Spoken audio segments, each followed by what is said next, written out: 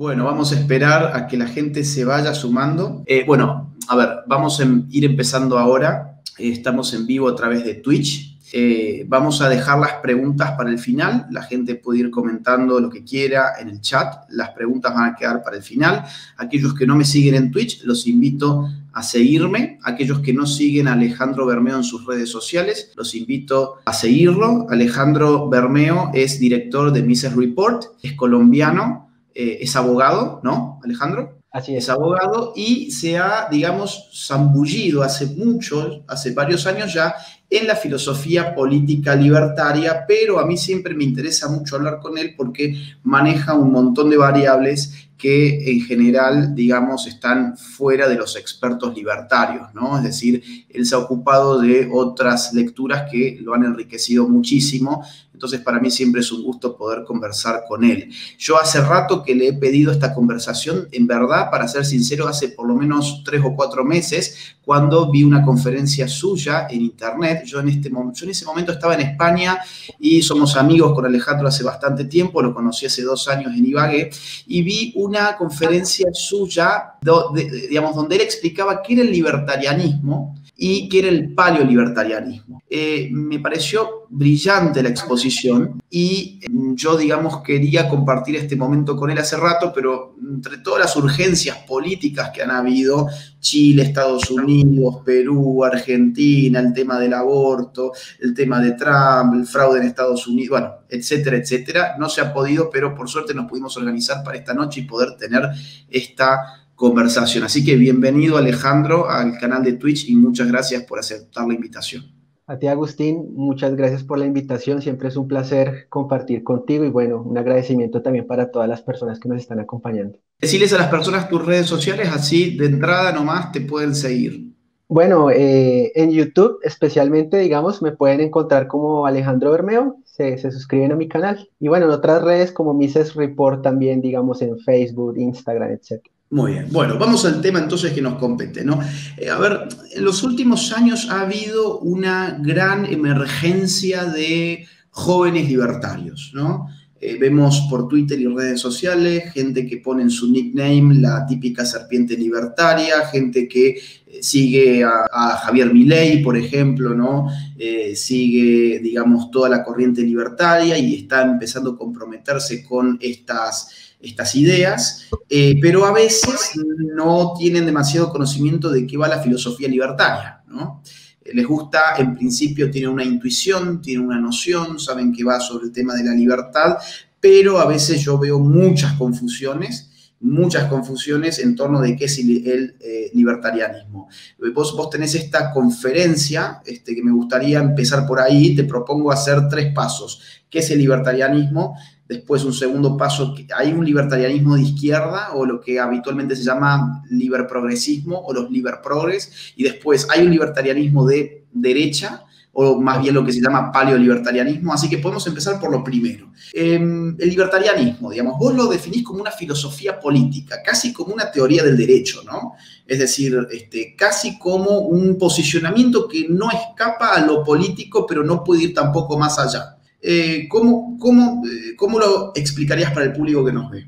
Sí, bueno, hay una manera que es ir a la definición clásica que ha dado Rothbard sobre lo que significa el libertarismo, pero también abordaré brevemente cómo se entiende hoy, por ejemplo, con esta sentencia de Alberto Venegas Lynch, que obviamente todos conocemos, ¿no?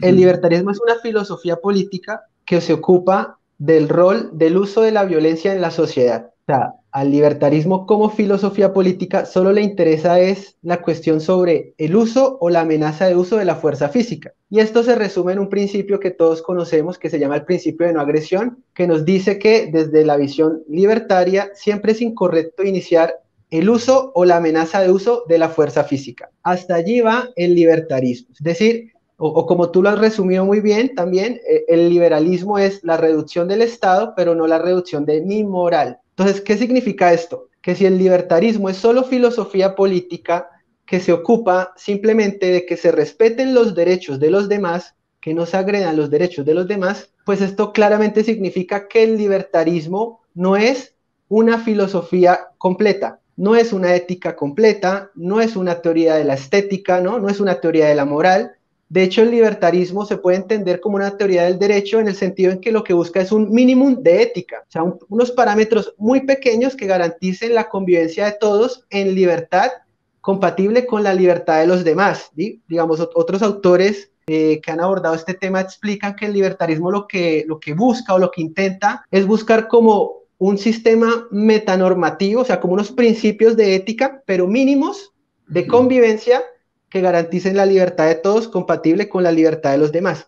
Ahora, como te lo mencionaba, no es la ética completa ni tampoco es una teoría de la estética.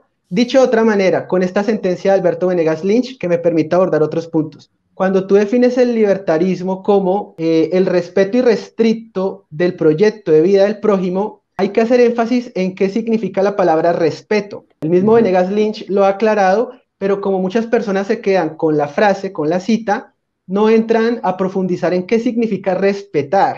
Respetar en ese contexto únicamente significa respetar los derechos del prójimo. Eso no quiere decir que tú no puedas alabar o criticar el proyecto de vida del prójimo. Entonces, hay una confusión en la que los liberales creen que respetar el proyecto de vida del prójimo significa que tú nunca puedes emitir ningún juicio de valor sobre el proyecto de vida del prójimo. Y es una confusión porque claramente el libertarismo es solo filosofía política, no es la ética completa. Entonces, para el libertarismo, digamos, lo que haga una persona con su vida es muy importante, pero para el libertarismo no, porque el libertarismo solo le preocupa que tú no agredas al prójimo, nada más.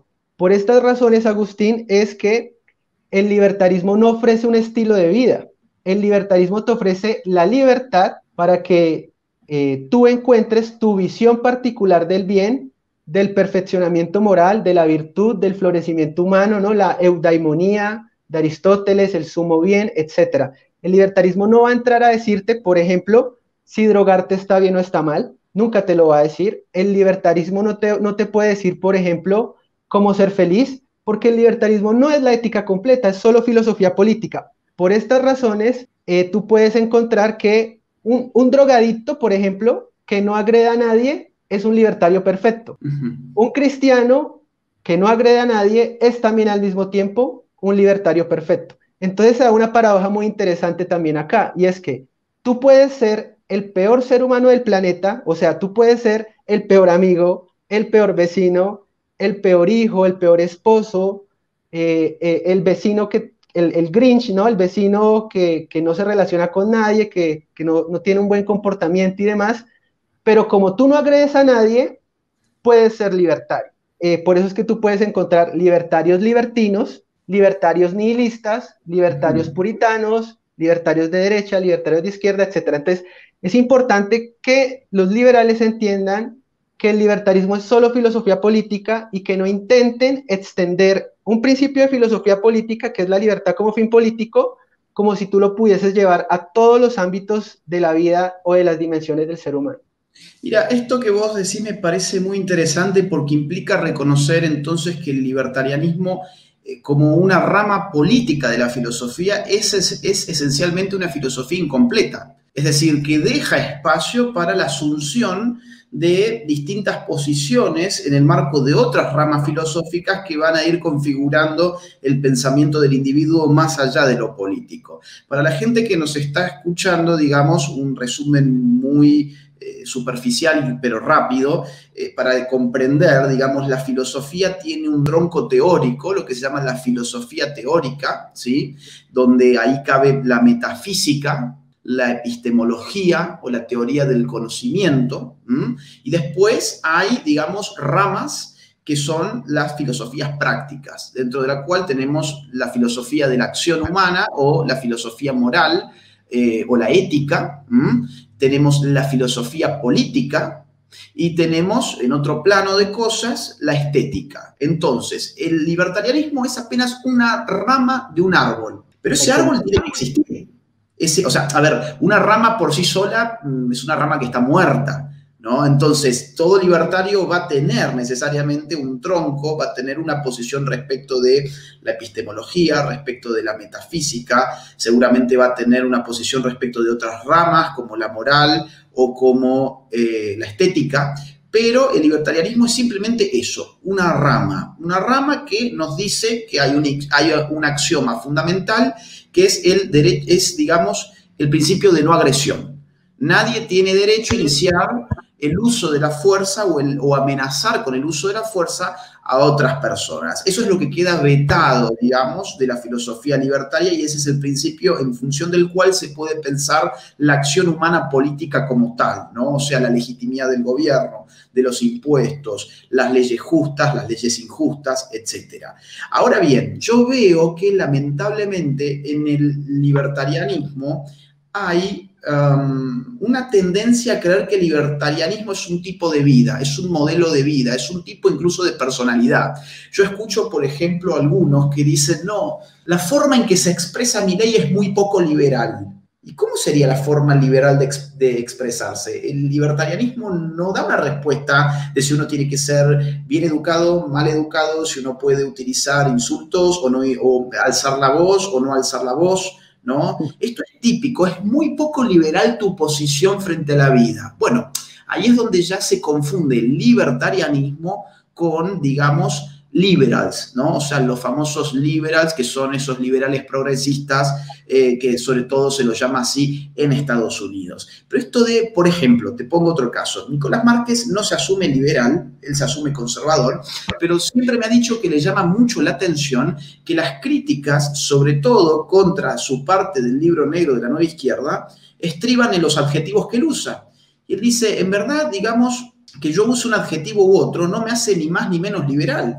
Más o menos liberal me haría, en todo caso, que yo pida que el Estado regule o no regule cierta circunstancia sexual. Ahora bien, al contrario, dice, porque si yo siento desprecio por ciertas comunidades sexuales y yo no pido que el Estado las persiga, yo tengo mucho más mérito que aquel que reivindica esas comunidades sexuales y por lo tanto no pide que el Estado las persiga. La virtud, en todo caso, de la libertad y la tolerancia está en aquel que, aún desagradándole el comportamiento del otro, no pide la intervención de la autoridad pública. Entonces, importa un bledo, en el fondo, desde la teoría libertaria, si uno adjetiva o no adjetiva de una forma, si uno siente aprecio o desprecio por un tipo X de personas, no importa. Lo único que importa para esta filosofía política es si uno está reclamando o no la intervención de una autoridad que además monopoliza el uso de la fuerza para intervenir en cierta circunstancia social que no violenta los derechos de los demás, o sea, que no inicia el uso de la fuerza o la amenaza del uso de la fuerza.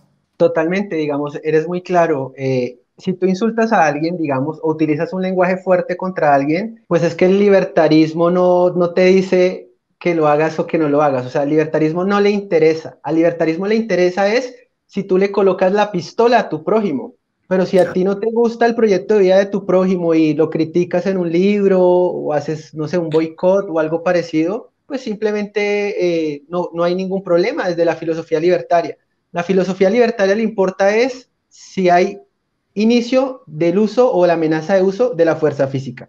Hasta allí va el asunto. Ahora, esta idea de que un libertario tiene que ser un libre pensador, que un libertario tiene que estar a favor del lobby LGTBI, del feminismo, tiene que ser ateo, materialista, transhumanista, tecnofílico, etcétera, no tiene nada que ver. O sea, y tal como tú lo planteas, hay liberales que están profundamente confundidos y que creen que un principio de filosofía política, la del libertarismo, que es la libertad como fin político, puede extenderse en una suerte de ética completa o teoría para la vida de las personas, para el florecimiento personal y demás. Hay un par de obras, hay una obra que lo explica muy bien, que los libertarios no han leído mucho, se titula Las normas de la libertad, se lo publica Unión Editorial y les va a aclarar que en la búsqueda de esos principios de filosofía política, el libertarismo termina cayendo en un minimalismo moral. El minimalismo moral es lo que estamos hablando. Únicamente se ocupa del rol del uso de la fuerza en la sociedad.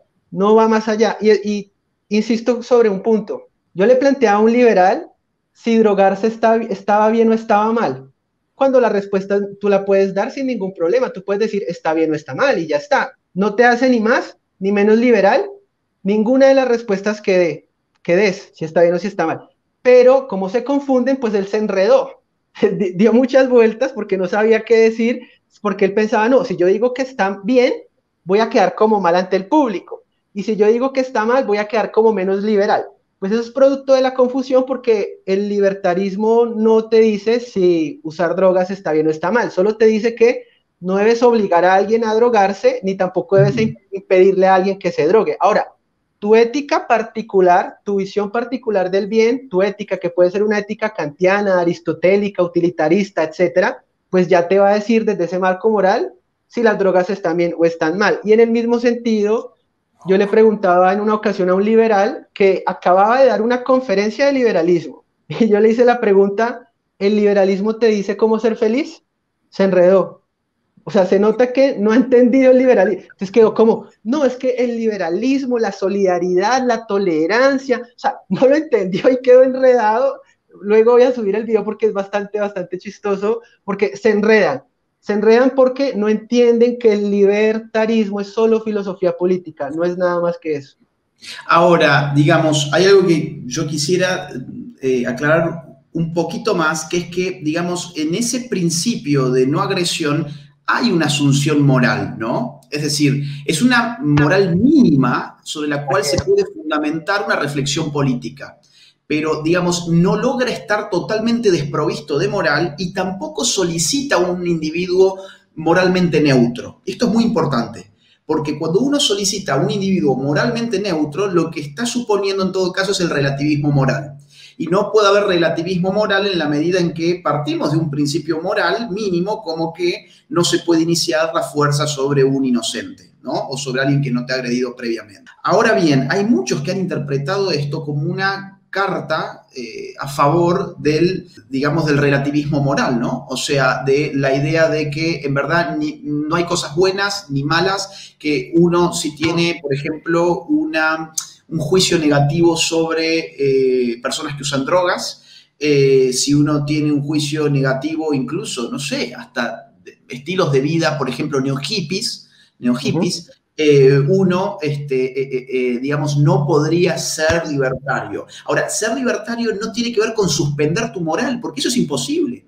Es decir, incluso el relativismo moral es un tipo de ética, nihilista, obviamente, nihilista, incrédula, pero, digamos, lamentablemente se le ha hecho creer a muchos libertarios jóvenes que no han leído demasiado a los libertarios y que se han guiado por algunos referentes que tampoco han leído a los libertarios, se han creído que el libertarianismo era, digamos, suspender el juicio moral. Y eso incluso es inhumano, ¿no? Claro, a ver, los seres humanos no viven en un vacío moral, y esto lo ha recalcado desde Rothbard hacia adelante, digamos, sus discípulos, ni tampoco lo primero que a ti te enseñan o lo primero con lo que te encuentras cuando tú lees sobre el liberalismo es que el liberalismo no es atomismo y no es hiperindividualismo, pero vas y ves a los referentes y ellos defienden un atomismo y un hiperindividualismo de sujetos que están moralmente en el vacío, ¿no? Sí, y que quieren sujetos totalmente en el vacío. Yo te quiero leer una cita que me parece magnífica de un texto que me gustaría que todos pudiesen leer, por un nuevo libertario de Jeff Deist, que es el presidente del Mises Institute, que digamos, tiene la autoridad para ser citado, digamos, para que le prestemos atención. Y él dice, hay una palabra para la gente que no cree en nada, ni en el gobierno, ni en la familia, ni en Dios, ni en la sociedad, ni en la moralidad, ni en la civilización. Y esa palabra es nihilista, no libertario. La mayoría de los libertarios, los de nuestro tiempo, creen que para ser libertario, entonces tú tienes que negar la moral, tú tienes que negar la tradición, tienes que negar la fe, tienes que negar la religión. Entonces, nada de eso tiene que ver con libertarismo. Entonces, están perdidos, digamos.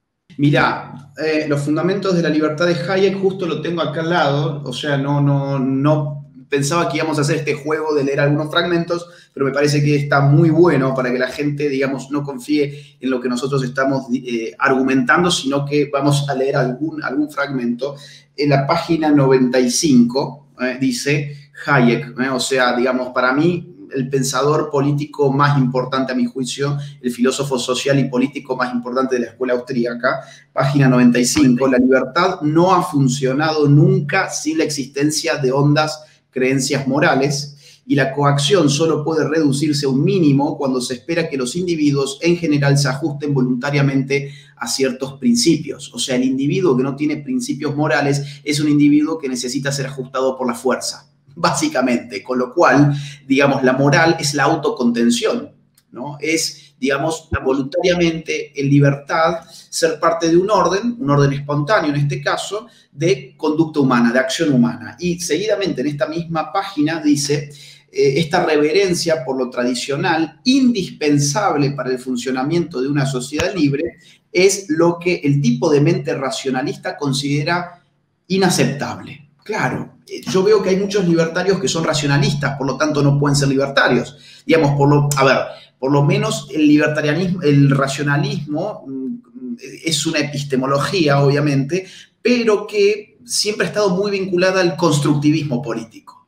Porque la idea de que la razón puede ordenar la sociedad y lo político en su totalidad, obviamente habilita la voluntad de ordenar la política y la sociedad en su totalidad con arreglo a la razón. Y eso es un grave problema y es un gran riesgo. De hecho, es el riesgo contra el cual la escuela austríaca, desde Menger, ha estado, bueno, incluso la escuela escocesa, ¿no? Smith, Ferguson, Hume, han estado luchando contra ese racionalismo constructivista. Y acá, bueno, Hayek, que sin embargo, al final de este libro tiene un capítulo que dice ¿por qué no soy conservador? En el resto del libro se la pasa defendiendo la tradición y la moral como fundamentos sin los cuales la civilización libre no puede ver la luz. Hay liberales que se han confundido, digamos.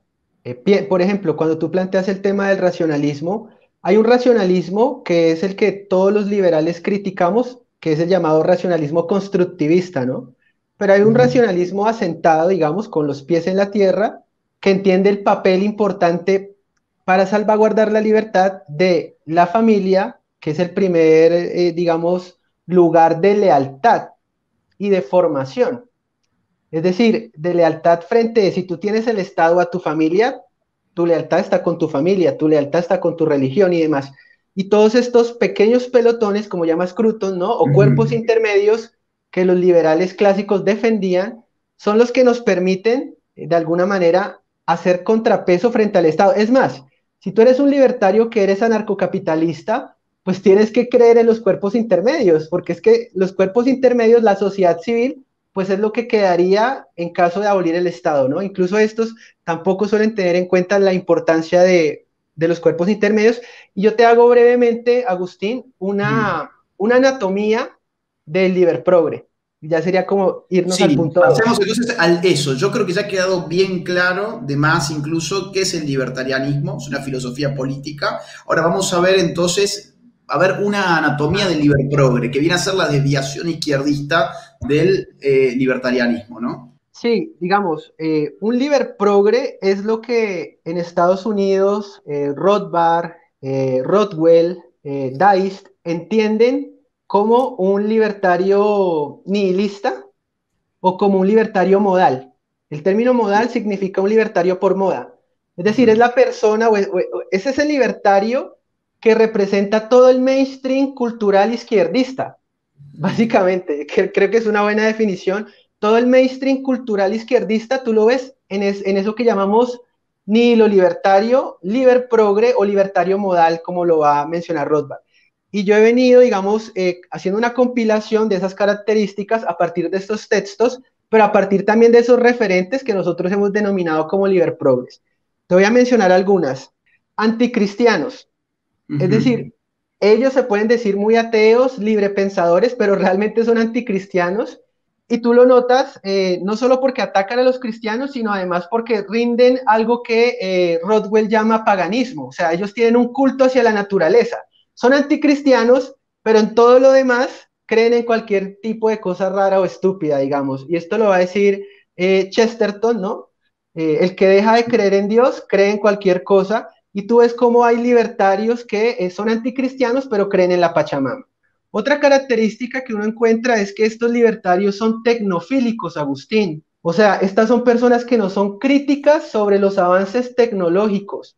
Es más, tuvo que venir Miklos Lukács, un conservador que leyó las bondades del pesimismo de Scruton para informarnos a todos, venga, tienen que dejar de ver el vaso medio lleno para que lo miren medio vacío y entiendan que los grilletes o la esclavitud en estos momentos puede venir o viene a menudo de la mano de la tecnología.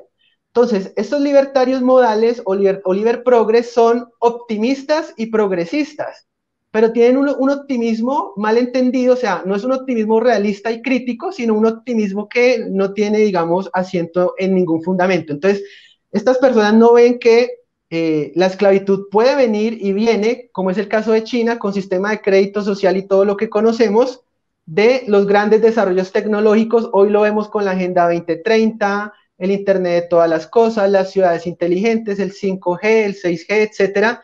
Entonces, es un llamado para que esos libertarios tecnofílicos y transhumanistas traten de ver el vaso medio vacío, o sea, que realmente sean un poquito críticos y que no todo lo que te venden como desarrollo e innovación capitalista es la panacea. Otra característica de ellos es que promueven las antinormas culturales. No tiene eso nada que ver con libertarismo, Agustín. O sea, si tú eres libertario, no necesariamente tienes que apoyar todo tipo de antinormas culturales. Y aquí tú ves otros libertarios, de estos liber progres, que te dicen, no, es que lo normal no existe. O sea, casi que defienden la libertad de Foucault, ¿no? O sea, todo es dominación, todo es opresión, todo es construcción social. Entonces Que dicho defienden sea la... de paso, no han leído tampoco a Foucault, se les impone como mainstream nada más. No creo Exactamente. que les dé mucho para leer a Foucault tampoco. No, han recibido una intuición y ya está, digamos, Exacto. culturalmente una intuición y ya está. Ahora, otro de estos, Liber Progress, también me salió con la cuestión de que, no, es que los cuerpos intermedios pueden destruir también al individuo. Entonces, ¿qué clase de individuo es el que ellos quieren? ¿Sí? O sea, un nuevo hombre o algo parecido, porque es que el ser humano no vive en un vacío sin cultura, sin tradición, sin familia y sin nada. Entonces, cuando tú me dices, no, no, no, es que los cuerpos intermedios son malos porque los cuerpos intermedios también pueden oprimir al individuo. Bueno, entonces, ¿tú con qué quieres dejar al individuo? O sea, imagínate peor, atomizado, aislado, roto, ¿cómo te puedes enfrentar al Leviatán y a todo lo demás? Otro punto interesante, este lo puedes abordar tú más concretamente, es como te he dicho, el Liber-Progre es básicamente mainstream cultural de izquierda, ¿no? Salen con el cuento del feminismo liberal, ¿no? Se tienen que, ya nadie les pone cuidado porque no tienen nada de valor que aportar, ¿no? Y siguen repitiendo el mantra economicista que todo el mundo se lo sabe de memoria porque es que es facilísimo. Y entonces para renovarse dicen, no, yo ahora me voy a pintar el pelo y demás, y esto es feminismo liberal, ¿no? Entonces, ¿tú cómo ves ese del feminismo liberal? Mira, yo agregaría un punto más. A ver, porque he anotado muchas cosas. Estoy anotando una más.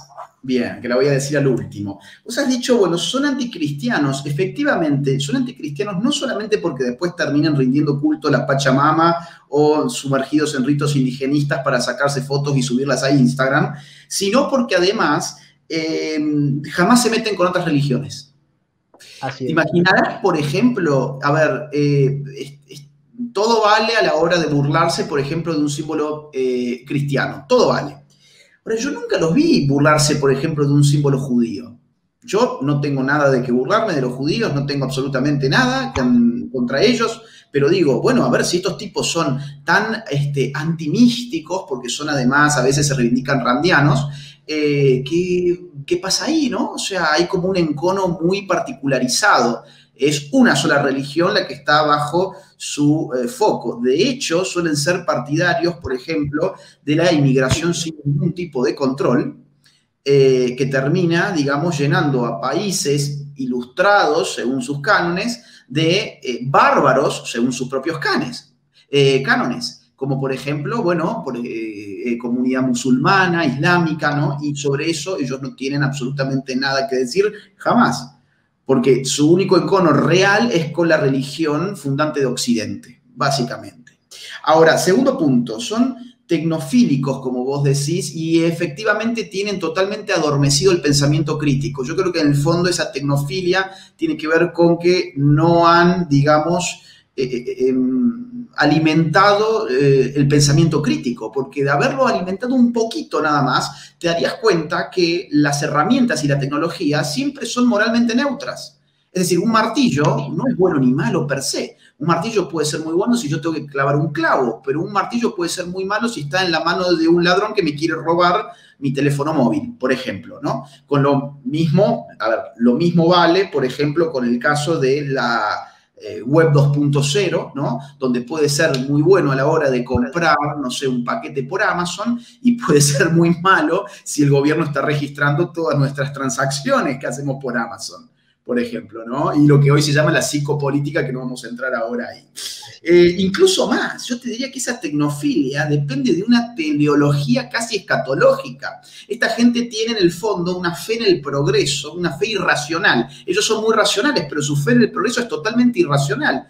Y digamos, seguir teniendo fe en el progreso de la forma en que lo hacen ellos, después de haber visto la destrucción nuclear, por ejemplo, bueno, es algo completamente irracional. Está claro que la racionalidad instrumental puede ser bastante peligrosa en la medida en que tiene una capacidad técnica destructiva o que puede llevar la vigilancia al totalitarismo, que es lo que puede pasar con las tecnologías 2.0 y con todo lo que vos has mencionado ahora.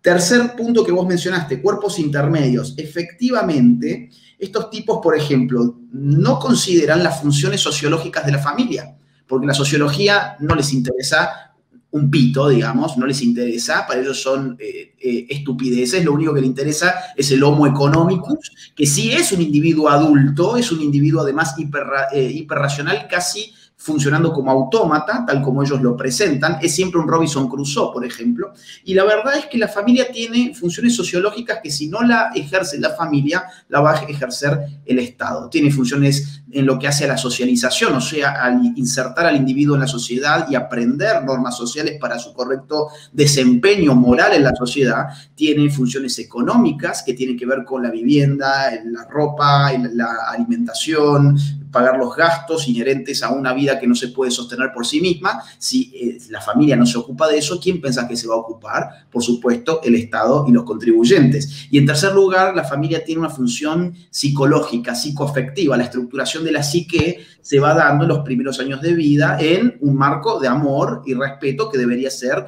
el de la familia. Tanto así que cuando uno va a un psicólogo, sabe muy bien que la pregunta recurrente es, bueno, ¿y qué pasó en tu niñez? ¿Y cómo fue tu relación con tus padres, con tu madre? Ahora, saquemos a la madre y al padre y que vamos a tener otro tipo de padre que es abstracto, es impersonal y se llama Estado. ¿Sí? Entonces, los cuerpos intermedios son fundamentales para la vida de la sociedad civil. Sin cuerpos intermedios no hay sociedad civil. Así de simple. ¿Qué hay? Hay individuos en una relación inmediata con el Estado. Los cuerpos de la sociedad civil hacen que esa relación sea mediata, que esté mediatizada, que esté filtrada, digamos, ¿no?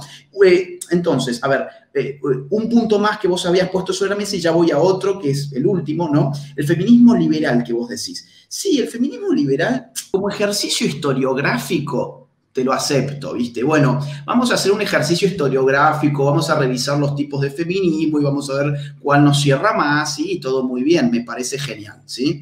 Ahora, como ejercicio político, me parece de una alienación absoluta, de una alienación patética. O sea, digo, vamos a hablar de política. Bueno, el feminismo liberal es tan estúpido como estar diciendo en Estados Unidos que queremos hacer una organización para abolir la esclavitud, ¿sí? No, la esclavitud se abolió ya hace bastante tiempo, digamos, o sea, cae en abstracto mi movimiento. Bueno, el feminismo liberal ha caído en abstracto porque es antihistórico, o sea, es anacrónico, ¿te das cuenta? Yo creo que todo esto surge de no estar fuera de onda. Yo tengo que estar con la masa, por eso, libertario modal, ¿no? Estar a la moda. No puedo ser antifeminista porque en Instagram me van a criticar, en Twitter me van a insultar, y bueno, en el fondo soy un cobarde. Y como no lo quiero asumir, tengo que maquillarlo. Y a mi feminismo le voy a poner feminismo liberal. No, eso a mi juicio no sirve de nada y es políticamente anacrónico. Y el último punto que yo quisiera agregar a la lista exhaustiva que vos has brindado es el universalismo, ¿no? Es decir, el libertario el libertario por moda es universalista. Se piensa que el mismo sistema va a funcionar en todo tipo de sociedad. Incluso más, se hace el ciego se hace el distraído frente a la conjunción de estados, que es lo que hoy llamamos organismos internacionales. Entonces, frente a todo lo que pasa en agencias internacionales y organismos internacionales, el libertario modal no quiere opinar absolutamente nada. Cuando al revés es donde primero los libertarios tendrían que estar viendo, porque ahí ya no se trata de un solo estado, se trata de una conjunción de estados por sobre los individuos, incluso individuos que están por fuera de sus territorios soberanos. Entonces, esto es terrible, es terrible, pero el libertario por moda no se va a embarrar con estas causas porque no vaya a ser que les digan, no sé, que son conspiracionistas o que son conservadores y entonces van a salirse de ahí, ¿no? Claro, a ellos les da miedo que les digan patriotas o nacionalistas. Sí. Y por eso terminan siendo universalistas y tontos útiles a la agenda globalista, siendo contrarios incluso a Mises, que va a defender el derecho a la secesión para que haya mayor libertad, para que, digamos, se defiendan mejor o se organice mejor la sociedad, contrario a Rothbard, que defiende las naciones por consentimiento, ¿no? O el federalismo en general, o sea, todo esto que nos permite que no hayan más etapas por encima de nosotros cada vez más invisibles, ¿no? Tipo, te gobiernan los eurócratas en Bruselas sin rostro, o tipo, nos está gobernando el Foro Económico Mundial, nos está gobernando la ONU, la OMS, como un superministerio de salud, pero no dicen nada, ¿no? Yo te sumo 2 puntos brevemente que tengo para la lista.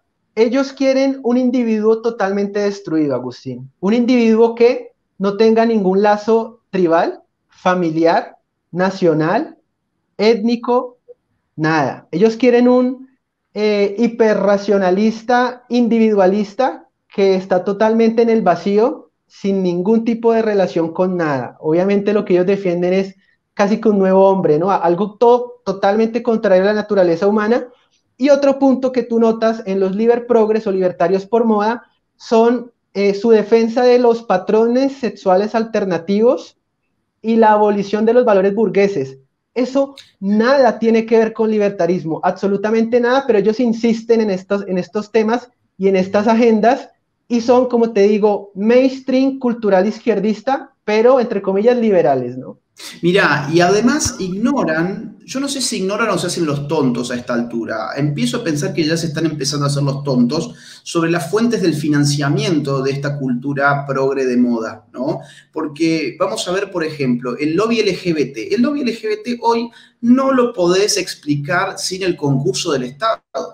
No lo podés explicar sin el financiamiento y sin la puesta en marcha de legislaciones muchas veces, digamos, antiliberales, o sea, antiliberales en el sentido en que estamos hablando ahora, o sea, coercitivas, que inician la fuerza contra los individuos. No podés explicar el lobby LGBT. De hecho, a ver, voy a poner algo en pantalla porque muchas veces la gente es incrédula cuando le conviene ser incrédula, ¿no? Y entonces vamos a poner los documentos acá mismo en pantalla. Vos fíjate. Esto es LGBTQ Issues. Es una ONG LGBT que maneja $200 millones por año. Y hace algún tiempito ya publicó este reporte de recursos globales para el año 2015-2016, donde nos comentaba cómo se financiaban las principales ONGs LGBT en nuestra región. Llega a la conclusión de que en 4 años han recibido más de $950 millones, ¿sí? En 4 años, más de $950 millones. Y cuando vamos a ver las fuentes de ese financiamiento, te vas a encontrar obviamente con un montón de ONGs vinculadas al poder globalista, que a su vez son ONGs financiadas por los estados, que a su vez son ONGs financiadas por agencias de Naciones Unidas, ¿sí? Y que también financian a estados y que también financian a agencias de Naciones Unidas, pero también te vas a dar con donaciones directas de los impuestos de ciudadanos de ciertos estados desarrollados. Por ejemplo, Holanda, Suecia, Estados Unidos, Bélgica, Dinamarca, Noruega, Finlandia, Canadá, también organismos multilaterales como el Banco Mundial, ¿sí? Han venido donando millones de dólares para el lobby LGBT que termina financiando, acá lo vemos en pantalla, a todas no, pero a gran parte de las organizaciones LGBT de nuestros países, ¿ok? Entonces, cuando me dicen que el LGBT no tiene que ver con el Estado, yo no sé si esta gente no ha estudiado el tema o se están haciendo los estúpidos. Vamos a ver también incluso Planned Parenthood. A muchos libertarios no les importa si hay un gran negocio atrás de Planned Parenthood. Supongo que les debiera importar un poco más advertir que los presupuestos de Planned Parenthood mayoritariamente están engrosados por dineros de estados, o sea, por dineros sacados a la fuerza a los contribuyentes. Este es el informe del año 2019 tomado del sitio oficial de YPF, donde ves claramente en el último párrafo que el 88% del presupuesto del año 2019 proviene de donaciones de gobiernos. En el año 2018 ese guarismo fue del 81%. Cuando vamos a ver de qué gobiernos nos está hablando, te vas a encontrar con Australia, China, Dinamarca, Finlandia, Alemania, Japón, Corea del Sur, Malasia, Holanda, Nueva Zelanda, Noruega, Suecia, Suiza, Tailandia y otros. Incluso cuando vas a ver la PPFA, o sea, Planned Parenthood en Estados Unidos, en la época de Obama que recibía fondos federales, ahí lo tenés en la segunda fila de su informe financiero del 2014, que solamente ese año recibió más de 553 millones de dólares del gobierno de Estados Unidos. Entonces, ¿por qué los libertarios nunca hablan de esto? O mejor dicho, ¿por qué los liberprogres jamás hablan de esto? ¿No? ¿Se hacen los tontos? ¿No lo saben? ¿Les asusta tener que enfrentarse a estas estructuras transnacionales? Como hay negocio atrás del LGBT y negocio atrás del aborto, entonces mejor no nos metamos en los negocios de estas estructuras de poder. ¿Qué será? ¿Qué será? Porque esto con la filosofía libertaria no va. No va. Así es, Agustín. Digamos, que cada persona piense por qué no lo están haciendo, ¿no? Que queda el criterio de cada persona y pensar y decir, bueno, ¿por qué no lo están haciendo? Y se ¿No? hacen los tontos.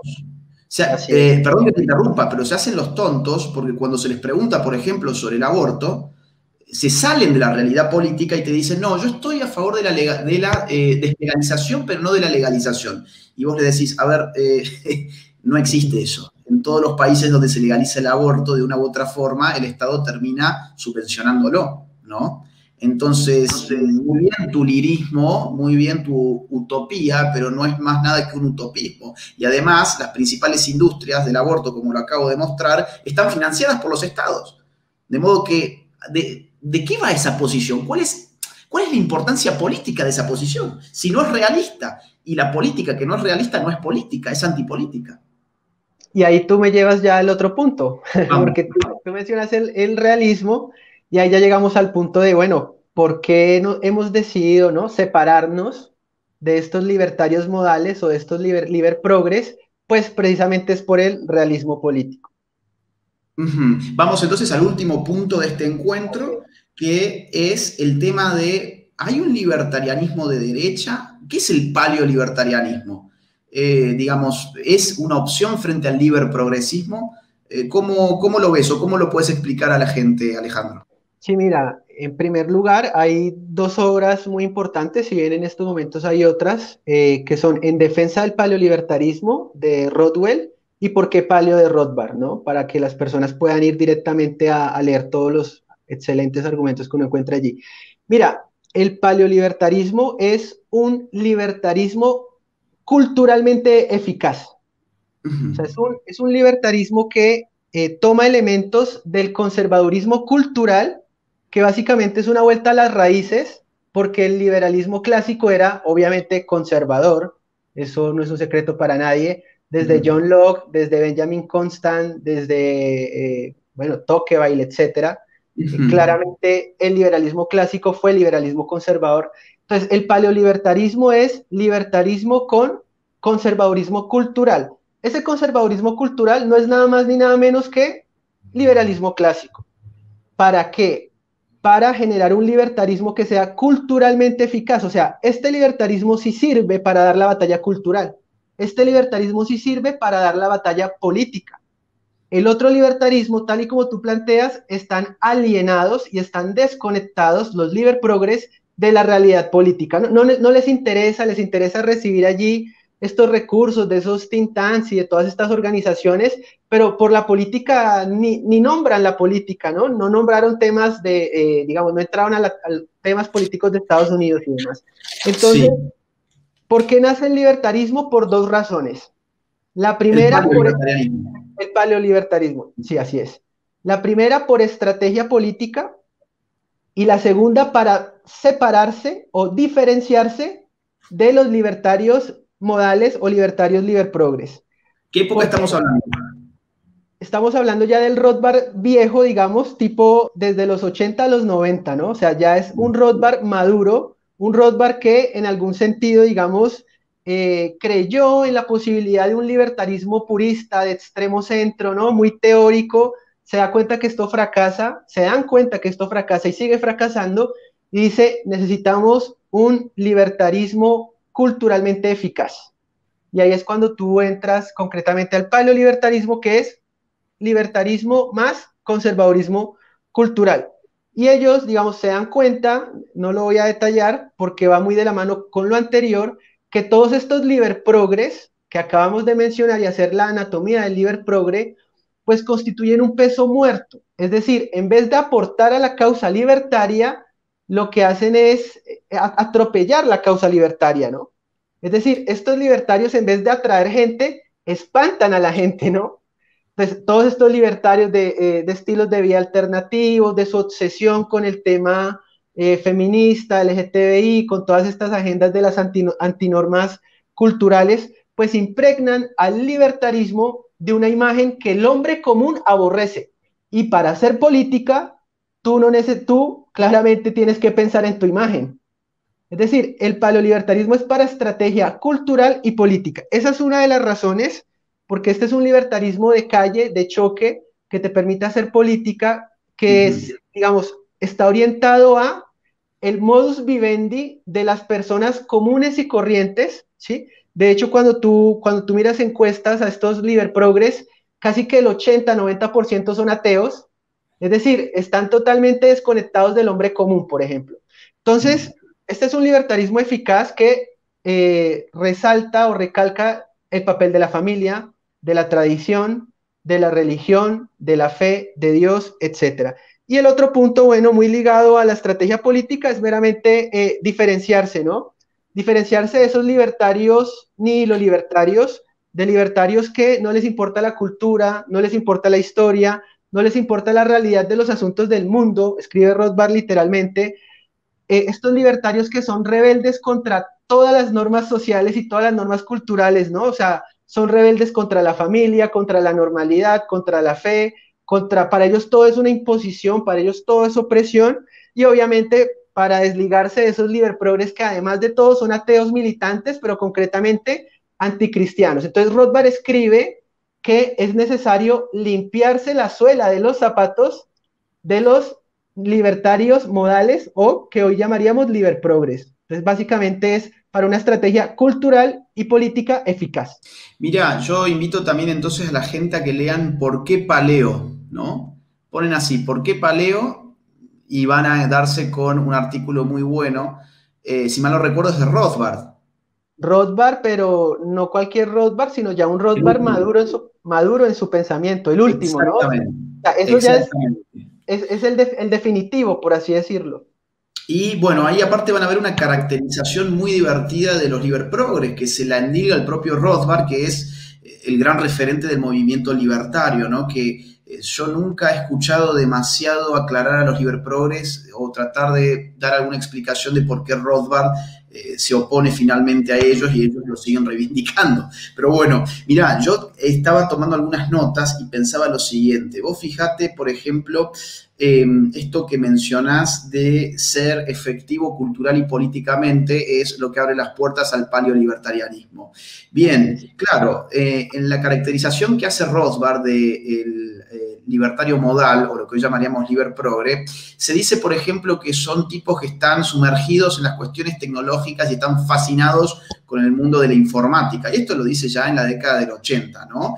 Es curioso porque hoy vemos eso, por ejemplo, en la cruzada del Bitcoin. Ojo, para mí está perfecto, me parece perfecto tener Bitcoin, creo que es una buena forma de defender los ahorros, de además multiplicar las inversiones y demás, pero no sé si es una cruzada política, ¿te das cuenta? No sé si el Bitcoin, digamos, es una bandera política que va a entusiasmar a las masas.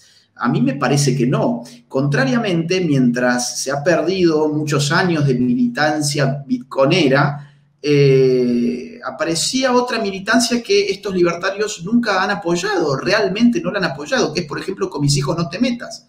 Ahora, yo me costaría encontrar en los últimos años algo más libertario que con mis hijos no te metas. Libertario en el sentido de decirle al Estado, oiga, yo quiero autonomía educativa, quiero la posibilidad de yo escoger la educación de mis hijos, no me importa a mí que tenga para decir el Ministerio de Educación y su burócrata de turno, yo quiero poder escoger en qué tipo de moralidad se va a educar mi propio hijo. Quiero el Estado fuera de mi familia. Era una consigna totalmente libertaria y lamentablemente los libertarios en general no se sumaron a esas demandas porque las veían conservadoras y porque no les gustaba que estuvieran tan asociadas con las militancias cristianas.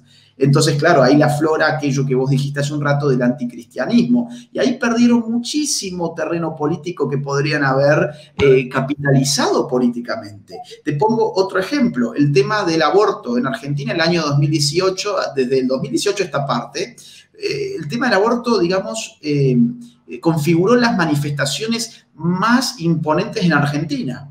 Es decir, las del 2018 sobre todo, fueron imponentes. Y frente a este tema no hubo ninguna definición clara, al revés, sino que se mantuvieron completamente aislados del tema los partidos libertarios y los sectores libertarios cuando ellos seguían, no sé, por ejemplo, convocando a una manifestación a cerrar el Banco Central, a la cual iban, no sé, 12 personas, 24, 30 personas y nada más. Evidentemente algo está pasando que están totalmente al margen de la agenda política. Ellos tienen su propia agenda y no es la agenda de la gente, lamentablemente. Salvo lo que hace a la economía de todos los días, a la inflación, ahí sí hay una agenda en común. Pero otra vez, es una agenda meramente económica. Y el último comentario que yo te quería hacer al respecto es que a mí me llama la atención que generalmente los que mantienen el libre progresismo en pie son los think tanks.